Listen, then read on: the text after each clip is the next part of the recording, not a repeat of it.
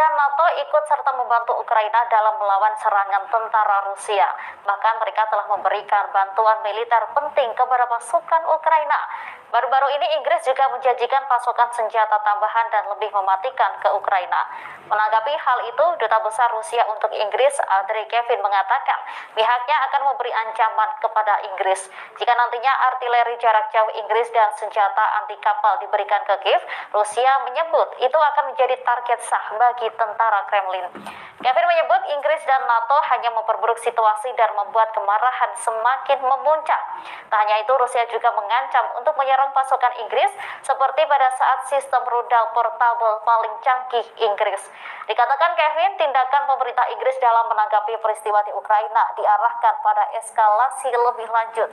Sementara pada 24 Maret, Inggris mengumumkan keputusan untuk mengirim 6.000 rudal anti-tank dan high explosive